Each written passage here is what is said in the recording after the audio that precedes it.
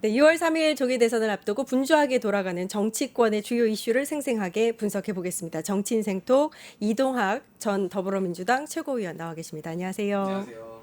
네. 정말 고생 많으시네요.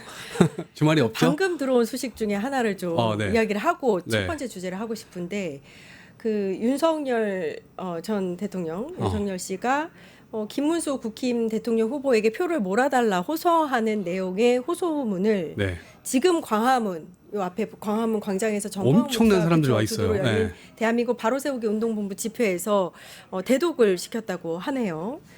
내용이 이 나라의 자유민주주의를 지키고 나라를 정상화시키기 위해서 6월 3일 반드시 투표장에 가셔서 김문수 후보에게 힘을 몰아주시기를 호소드린다.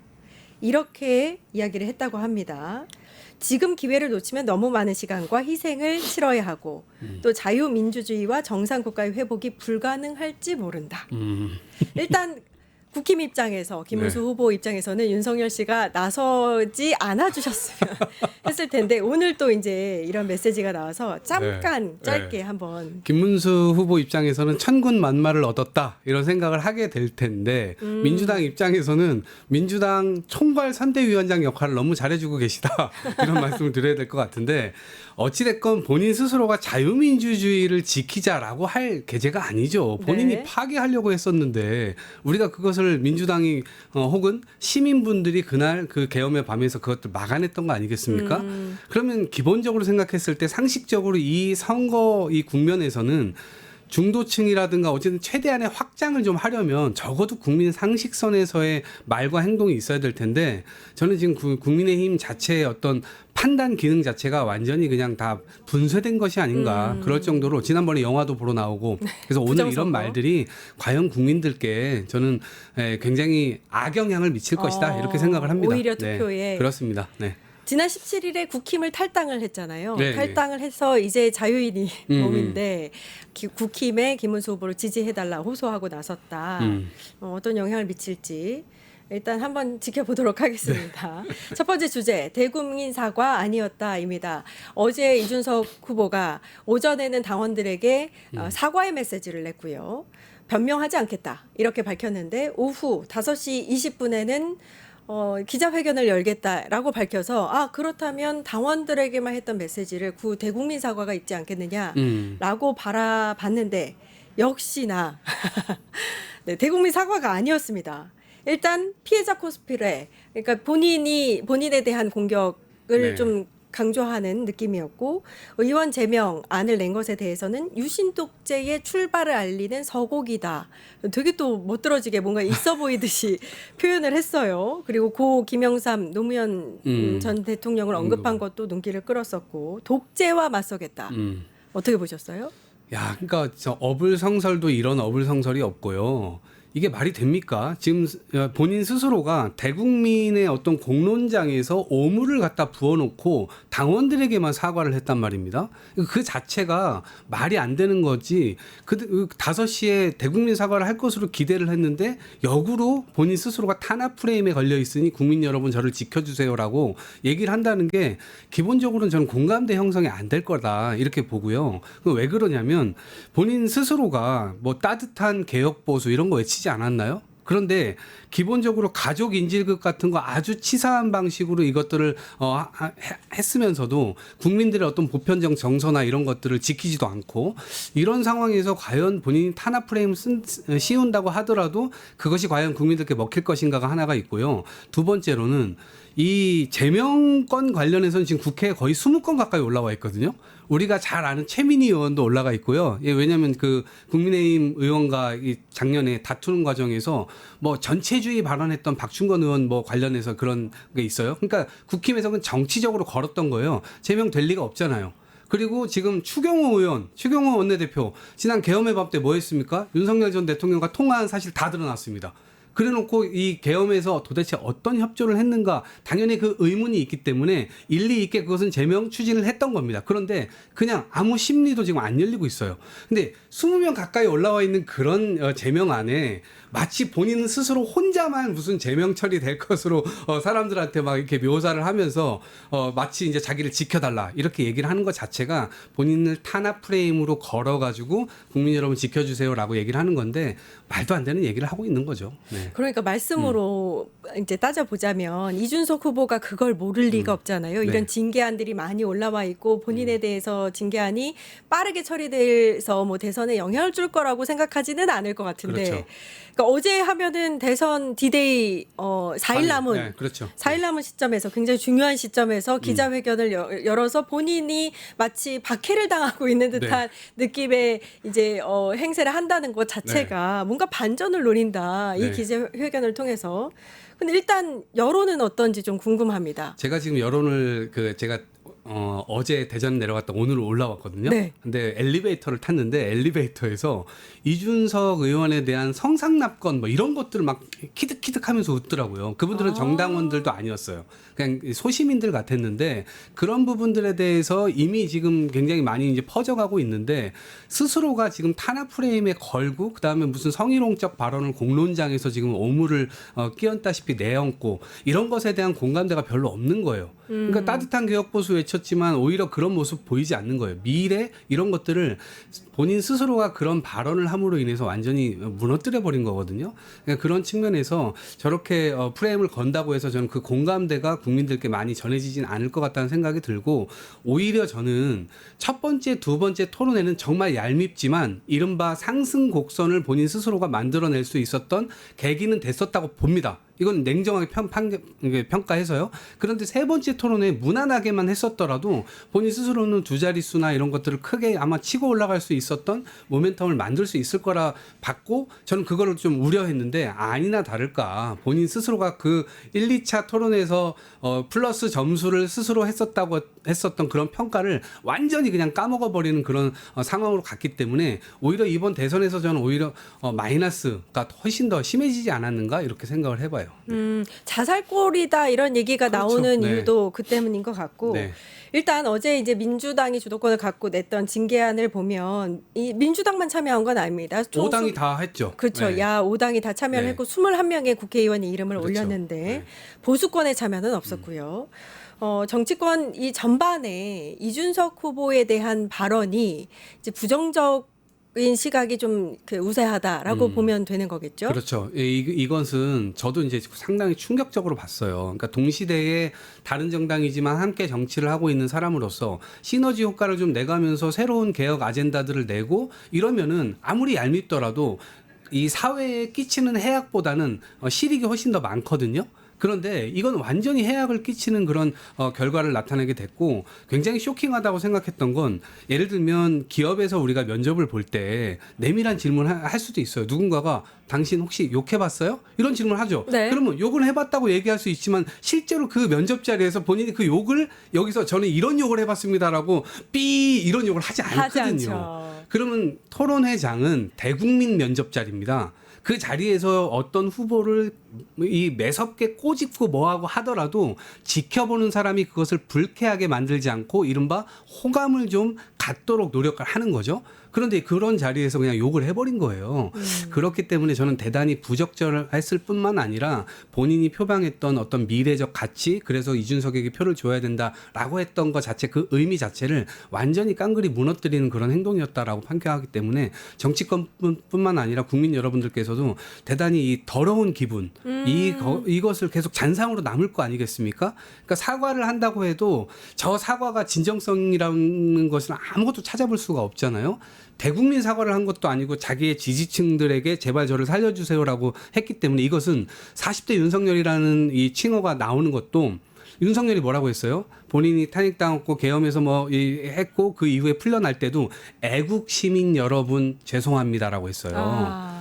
애국 시민 여러분은 본인이 얘기하는 그 태극기 부대에게만 기대에 부응하지 못해 사과를 했던 거거든요. 대국민 사과가 아니었어요. 그래서 40대 윤석열이란 말을 하는 거예요. 대단히 부적절하고 한 나라의 경영을 이끌어가기에는 당연히 준비도 안 된 모습이고 본인 스스로의 잘못을 인정도 안 한다는 그런 차원에서 보면 앞으로도 기대할 게 좀 별로 없다 이렇게 봅니다. 40대 윤석열이다. 네. 앞으로도 기대할 게 없다. 그 말이 저는 그 맞다고 생각을 하는 게 정치인으로서 반드시 가져야 할 그 주요 핵심 뭐랄까요 요소들을 전부 다 가지고 있지 않다라는 생각이 듭니다. 이 이제 본인의 잘못이 있었잖아요. 그러면은 그 본인의 잘못에 대한 사과를 해야 되는데 그렇지 않고 상대 후보에 대한 네거티브에 집중합니다. 그렇죠. 이건 뭐 김문수 후보도 마찬가지인 것 같은데 어제 이제 이 부분에 대해서 이 네거티브에 대해서 이재명 후보가 사과를 했어요. 이제 잘못 키운 아들을 잘못 키운 게 제 잘못이다. 이런 이야기를 하면서도 이준석 후보의 여성 혐오 발언에 대해서는 법적인 책임을 져야 될 것이다. 이렇게 이야기를 했습니다. 어떻게 네. 보셨어요? 사실 저는 정치권에서 정말로 얍삽이 그러니까 우리가 흔히 얘기해서 어렸을 때 오락실 가면 스트리트 파이터라는 게임이 굉장히 이게 싸움하는 그 게임이거든요. 그런데 그 상대편이 그 캐릭터가 넘어져 있을 때 가까이 다가가가지고 잽으로 계속 이게 다리만 걸어요. 그러면은 진짜 그렇게 시합이 끝내서 이깁니다. 근데 그 게임을 지켜보는 사람들의 입장에서는 야, 저 사람이 이기긴 했지만 그 사람이 정말 정정당당하게 이겼다고 생각하지 않고 얍삽이를 썼다고 생각해요. 그렇기 때문에 사실 이겨도 이긴 게 아니에요. 왜냐하면 비호감이 훨씬 더 높아진 거기 때문에. 네. 이른바 지금 저는 정치권에서 개인 대 개인으로 후보 대 후보대로 후보 대 후보로 국민들 앞에서 선의의 경쟁을 하는 것인데 그래서 본인의 어떤 불찰이라든가 이런 것들을 서로 공격하면서 방어하고 이런 것들은 전 의미 있는 공직자의 검증 과정이라고 봅니다. 그런데 얍삽이 가족을 공격하는 건 대단히 전 부적절하다고 봐요. 요 몇 년간 윤석열 전 대통령이 마찬가지로 뭐 예를 들면 가족 정치인 자체의 어떤 공격이라기보다 가족 그러니까 이를테면 부인 그다음에 그 가족, 그 아들, 딸 이런 식으로 공격한 사례가 지금 너무 많았어요. 네. 그러니까 불가피하게 저희들 입장에서도 정당방위적 성격으로 김건희 여사를 팠는데 너무나 많은 것들이 나온 거예요. 더더군다나 공직자의 어떤 권한을 남용해가지고 일어난 일들이 너무나 많았던 겁니다. 전 적어도 이재명 후보가 아들의 관계에서 권력 관계를 뭔가 활용해가지고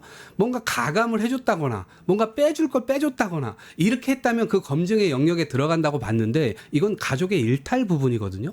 내밀한 그 가족의 정말 그 속상함을 누가 알겠습니까? 그건 알 수가 없는 거고요. 그런 차원에서 대단히 이 얍삽이적인 이 요소 이런 것들을 통해서 본인 스스로의 어떤 득점을 하려고 했었다는 그 시도 자체가 너무나 이건 바람직하지도 않고요. 앞으로 정치권에서 가족 인질극은 완전히 사라져야 된다. 이런 생각을 갖고 이재명 후보가 어찌됐건 그 부분에 대해서 이제 사과를 했기 때문에 저는 이제 일단락 됐다고 보지만 앞으로도 이런 식의 공격은 여든 야든 좀 정정당당하게 좀 했으면 좋겠다 이런 생각을 가져봐요. 네. 근데 이게 이번에는 단순한 가족에 대한 네거티브를 넘어서서 전 국민을 공격했다고 저는 봅니다. 그렇죠. 어떻게 그 워딩을 사실 이 워딩이 실수로 갑자기 나왔다든지 준비 안 된 그 발언이었으면 뭐 그럴 수도 있겠다. 사람은 실수를 할 수 있으니까요. 실언이 아니에요. 그렇죠? 근데 그게 이번에는. 아닙니다. 네. 그러니까 전략적으로 이 단어를 그렇죠. 선택했다는 거잖아요. 네. 그래 놓고 이제 그 부분에 대해서 문제 제기를 하는 여론이나 국민들에게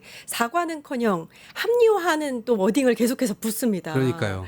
이건 정말 네. 문제인 것 같은데. 그런 측면에서 저는 이재명 후보가 전 3차 토론회에서 1, 2차 토론회는 약간 긁히는 모습도 보였거든요. 네. 그리고 약간 움찔하는 모습도 솔직히 있었어요. 근데 3차 때는 대단히 침착하게 잘 이게 침착하게. 대처했다고 봐요. 예. 왜냐하면 그 생각해 보세요. 저희들이라고 이준석 후보의 아들을 공격할 때 가족 공격을 해? 그래 그럼 똑같이 니네 엄마 아빠 공격해 볼까?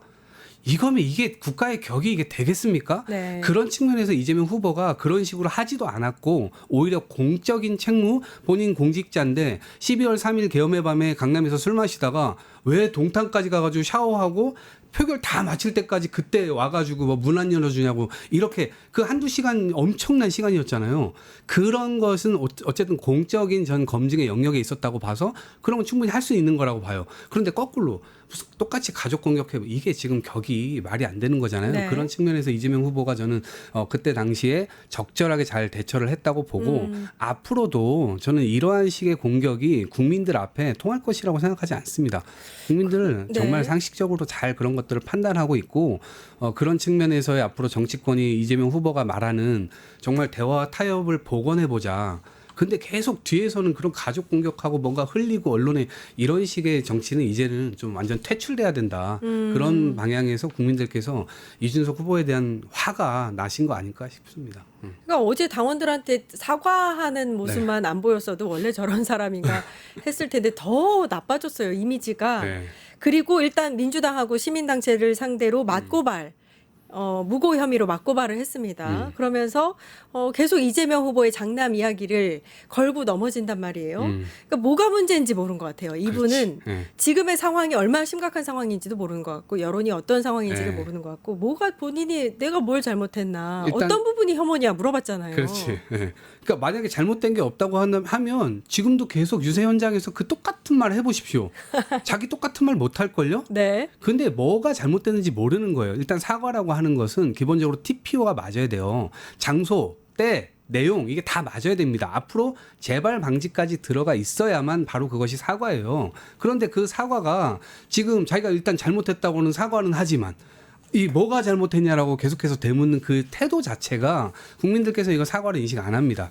그렇기 때문에 뭔가 앞으로 정치권에 새로운 바람을 불어넣을 수도 있겠다라는 생각 그리고 여야가 치밀하게 서로가 싸우는 그 과정에서 계속 사법을 동원하는 이 모습 자체에 대해서 국민들이 굉장히 신물나한단 말입니다. 그럼 진짜 정치를 갖고 싸우자. 진짜 국민의 어떤 삶을 갖고 싸우자. 이러한 내용으로 이번 대선을 다 채웠어도 본인 스스로가 받을 표가 많지 않았을 거예요. 근데 일만의 그런 기대감마저 던져버렸고 오히려 그런 메시지는 이재명 후보가 내고 있잖아요. 네. 네, 앞으로 정치 복원하겠다, 보복 안 하겠다. 그렇죠. 그리고 그 보복을 마치 내란을 일으켰는데 그 내란을 수사하면 그것이 보복 프레임이다라고 공격하는 거꾸로 된 말도 안 되는 그런 발상들도 전 말이 안 된다고 보지만 어찌 됐건 이런 것들을 천명해서 시간이 없다. 국민들에 있어서는 국민을 살리는 정책을 해야 되고 그러한 정치를 복원해야 되기 때문에 이재명 후보가 자신의 임기를 그런 걸로 낭비하고 싶지 않다라고 계속해서 메시지를 내고 있기 때문에 저는 이것은 어느 정도 지켜질 것이라고 봅니다. 그래서 네. 이런 부분에서 우리 지지층들도 마찬가지고 이재명 후보가 정말로 성공할 수 있는 건 뭐냐? 바로 그런 차원에서의 지지와 응원 이런 것들을 계속 보내줘야 되지 않을까 싶어요. 네. 두 번째 주제로 넘어가겠습니다. 대선 앞둔 마지막 주말 표심 공약지는입니다. 자, 지금 이제 말씀하신 대로 말씀드린 대로 마지막 주말인데 이재명 후보는 오늘 경기와 충청 갔고요. 김문수 네. 후보는 경북 강원권으로 갔습니다. 이 동선 자체가 사실 선거 전략이니까 네. 어떤 의미를 갖는지 일단 이재명 후보가요. 오늘 제가 대전에서 왔다 했잖아요. 네. 오늘 6시에 대전에서 유세하시거든요. 근데 제가 이제 친구를 만났는데 그 친구는 사실 지지자가 아니거든요.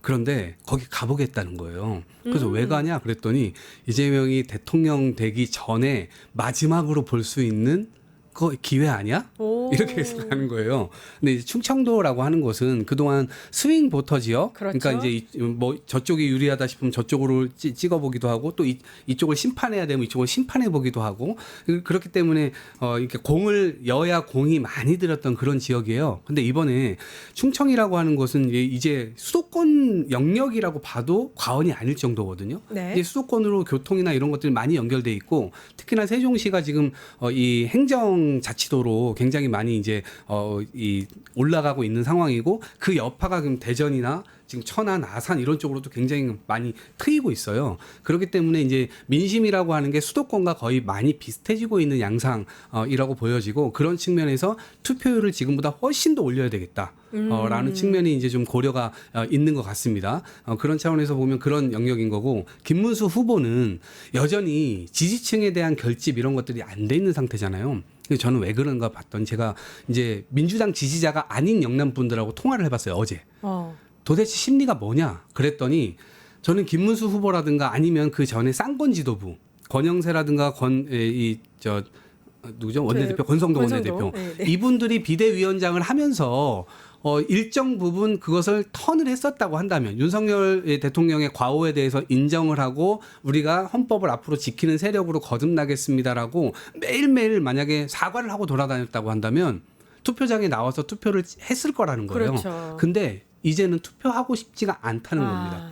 그렇기 때문에 지금 사전 투표율도 전 대선에 비해서도 훨씬 낮아졌거든요. 그렇죠. 근데 그 측면이 본선 그 6월 3일에도 나타날 거라는 거예요. 자기도 투표 안 한다는 거예요. 그래서 저는 실망을 했다 손 치더라도 정말 속는 셈 치고 이재명 후보 한번 뽑아봐라. 그동안 우려했던 지점이나 이런 것들 혹시 나타나면 국민들이 그건 다시 또 심판을 하지 않겠냐. 그래서 그렇게 하지 않을 거기 때문에 이재명 후보에게 투표를 좀 해달라 이렇게 좀 호소를 했는데 어쨌든 본인 주변의 어떤 정서들은 투표장에 나가고 싶지 않다는 겁니다. 네. 마지막 주말에 이재명 후보는 캐스팅 보트 역할을 할 충청권을 찾았고 김문수 후보는 지지층 막판 결집을 위해서 TK와 강원을 찾는 모습까지 이 모습에 대한 분석을 해주셨고요.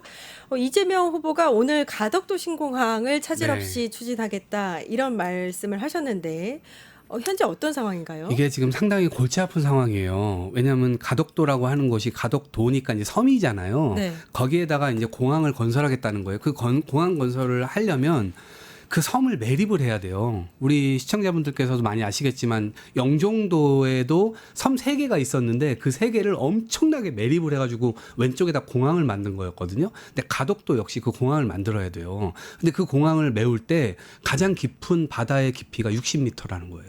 그러니까 흙을 거기다가 채운다고 생각을 해보세요. 엄청난 흙이. 그러니까 그게 지금 이게 이제 길이도 이게 활주로의 길이도 굉장히 커야 되잖아요. 네. 근데 그 섬보다 훨씬 더 매립을 더 많이 해야 되기 때문에 이것에 대한 이제 공사를 과연 맡을 거기가 있었냐. 근데 2번이나 유찰이 되죠. 이번 예. 3번의 현대건설이 들어왔던 거였거든요. 근데 계속해서 지금 뭐 원자재 가격이 올라간다든가 경제난이라든가 이런 부분들 올라가는 그런 부분들 때문에 기업들에서 이 10조 가지고 안 된다. 15조 해달라. 막 계속 그런 요구들을 했었어요. 근데 윤석열 정부에서 이것을 부산 엑스포 유치를 하기 위해서 이거를 무리하게 공기를 단축해가지고 10년 안에 해라. 이런 식으로 그냥 막 몰아붙였던 겁니다.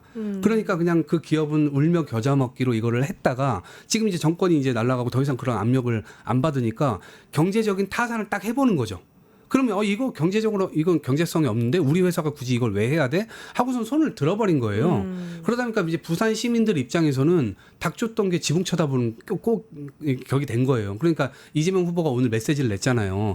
이 부분에 대해서 그 믿음에 앞으로 결국 우리 정부가 이거를 다시 맡아서 당선이 혹시라도 되게 되면 민주당 정부에서 이걸 맡아서 해야 되는데 이 부분에 대해서 그동안 왜 이런 문제가 일어났고 앞으로 어떻게 해결해야 될지 안심하시고 우리가 한번 이 일에 대해서 책임감을 가지고 한번 맡아보겠습니다라고 해서 안심하는 메시지를 내신 거예요. 근데 앞으로 이제 정부를 혹시라도 우리가 이제 이게 맡게 된다면 이 문제는 사실 쉬운 문제는 아닐 겁니다. 왜냐하면 이 국비가 엄청나게 들어가는 문제거든요. 그렇기 때문에 순식간에 5조 원, 10조 원을 이렇게 만들 수 있다?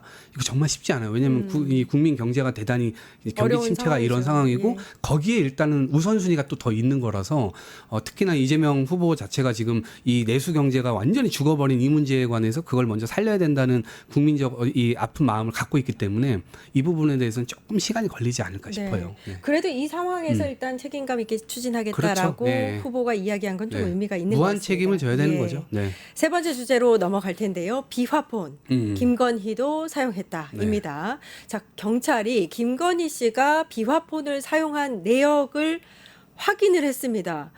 이게 비화폰은 사실 주로 국가 기밀이라든지 유출을 막기 위해서 고위공직자들만 사용할 수 있는 게 비화폰 아닌가요? 네. 그런데 왜 너무 황당한 일이잖아요. 네. 그러니까 국정이 이게 장난치는 것도 아니고 사적으로 막 이렇게 자기네들이 어떤 법령을 넘어서 가지고 할 수 있는 것도 아니잖아요. 근데 이런 일들이 막 벌어져요. 그러니까 한번 생각해 보세요. 윤석열 전 대통령이 출근 시간 제대로 했는가? 이거 국정을 장난으로 알았다는 증거잖아요. 네. 가짜 출근 차량 보내고 가짜 퇴근 차량 보내가지고 본인 스스로가 이제 그렇게 했었다는 거 아닙니까? 근데 이 비화폰도 마찬가지예요.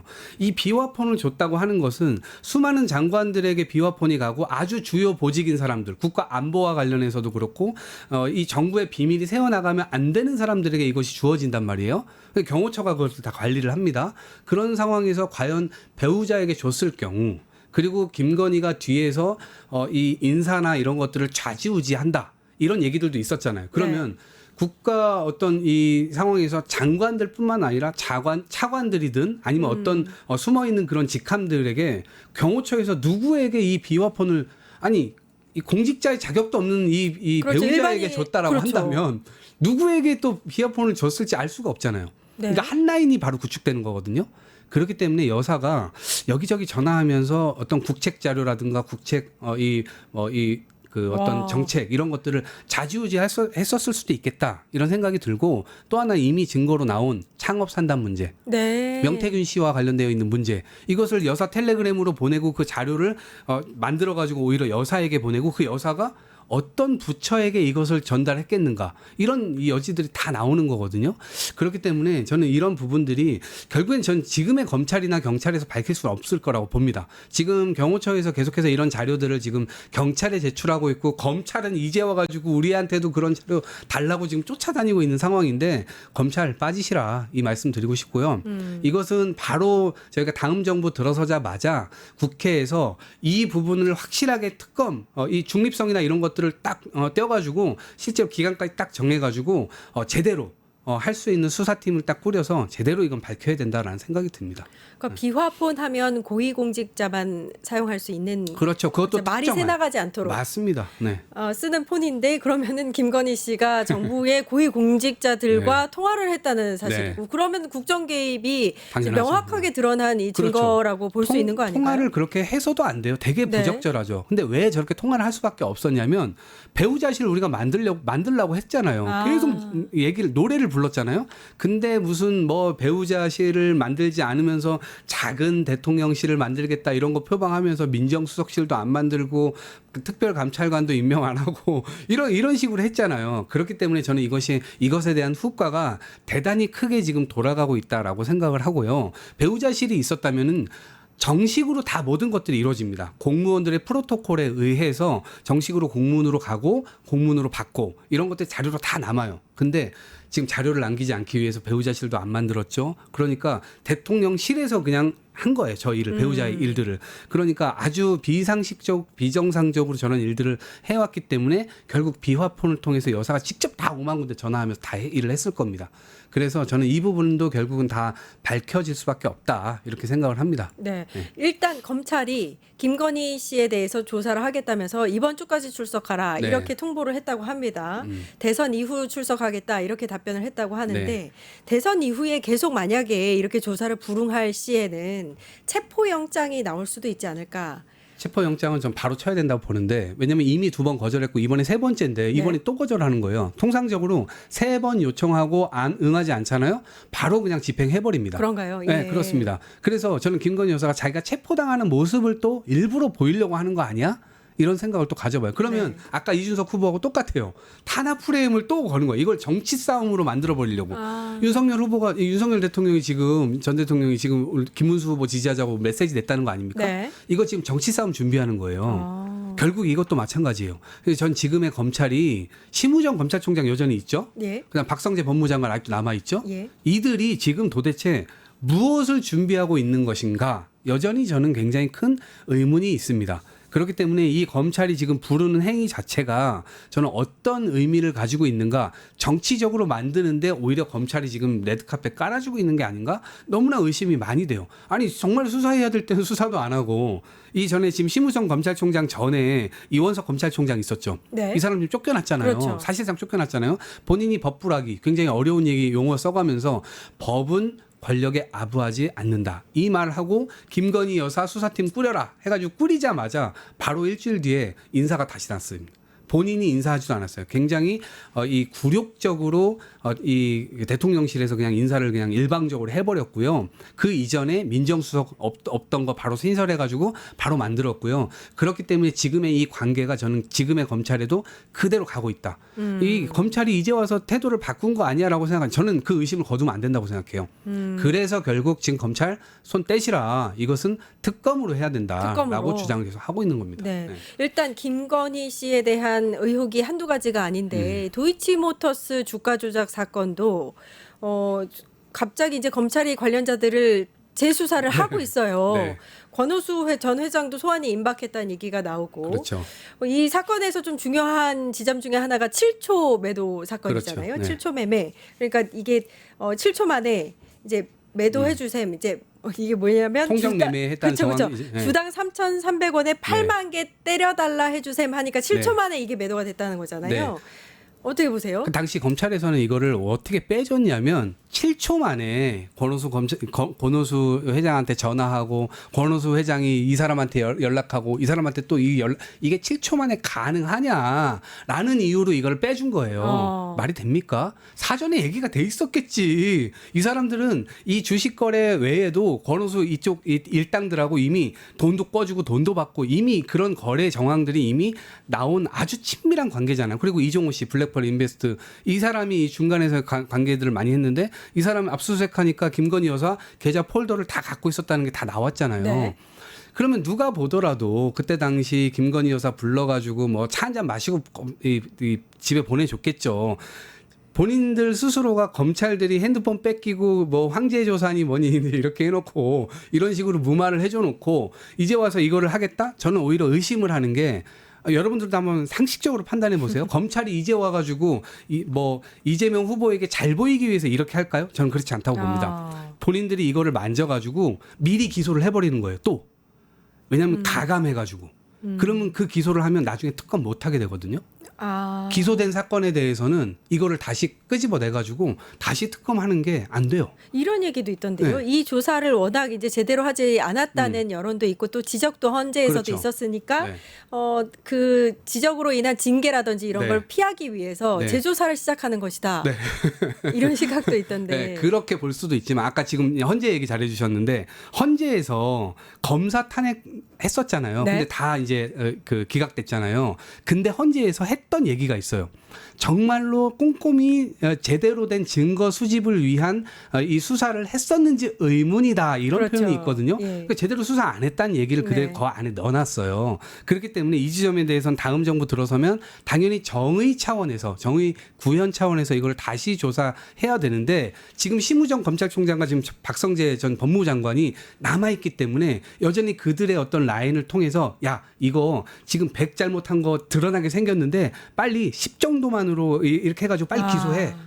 지금 그러면 손 쓰기 전에 이거를 넘겨가지고 솜방망이 처벌로 결국 재판받게 할 수도 있거든요. 네. 그럴 전 우려가 있다. 그래서 저 검찰 손대라고 얘기하는 거예요.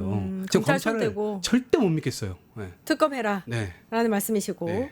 김건희 씨가 받은 선물도 있습니다. 이거 잊으면 안 되는데 명품 목걸이를 받기도 했고 네. 샤넬 가방을 처음엔 한 개 받은 줄 알았더니 2개 받았고 3개, 4개가 될 수도 있는 상황이에요. 네. 이것도 아직 지금 행방 추적 중이고 확실하게 드러난 게 없습니다. 어떻게 보세요? 저는 사람이 명품이어야 된다. 이렇게 어느 정도 국가를 운영할 정도의 대통령, 그리고 그 사람 배우자 정도라면, 그리고 그 배우자들은 사실은 어두운 곳 찾아다니고 이 사회의 어떤 약자들 찾아다니면서 남편한테 아니 이런 데가 정말 가보니까 정말 이건 필요하다더라. 그런 거에 대해서 누가 국정 개입이라고 얘기하지 않습니다. 그것은 부부간에 분명하게 그런 남편이 보지 못하는 시각으로 이 여사가 그걸 보고 전해주고 그것을 공식적 라인을 통해서 그런 것들을 조명해서 다시 정책을 내고 이런 부분에 대해서 아무도 뭐라고 안 해요. 근데 저분은 지금 남편의 권력을 활용해가지고 인사 같은 거 개입하고 그다음에 본인 명품백 아니 돈도 많으신 분이잖아요. 근데 저런 거에 막 넘어가가지고 지금 캄보디아 건이 문제가 되는 거잖아요. 그렇죠.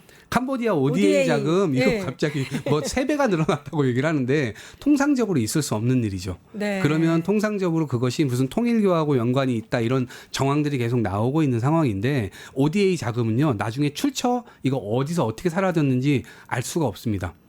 그 MB 때 자원 외교 기억나세요? 제가 전 세계 여행을 2년 반 동안 2017년부터 19년 동안 다녔는데 정말 아프리카와 남미에 가니까 현지인한테 너무 제가 부끄러워가지고 한국 사람들이 그 한국 정치인들이 기자들 다 데리고 와가지고 거기서 몇 박 며칠을 돌아다니면서 여기에 자원이 있고 뭐가 있고 막 이런 것들을 그 사람이 당시에 가이드했던 사람 제가 만났어요. 이야. 그 사람이 그때 당시 한국 돈 수천억 원이 들어와가지고 페이퍼 컴퍼니 만들어 놓고 그 페이퍼 컴퍼니 다 사라졌어요. 돈이 와. 이미 영원이 된 겁니다. 네. 추적이 불가능해요. 그런 식으로 들어가는 건. 그러니까 추적할 권한도 없어요. ODA 자금으로 들어가면. 그럼 그걸 노린 거네요. 그렇죠. 전 추적이 그럴 수 불가능한 자금. 있을 만한 지금 정황이 나온 거기 때문에 도대체 왜 영부인이 이런 식으로까지 누군가에게 특혜를 줘가면서 그것도 본인 딸랑 그 뭐 몇백만 원입니까? 몇천만 원입니까? 본인들 그런 재산에 비하면 이거 완전 아무것도 아닐 거 아니에요. 네.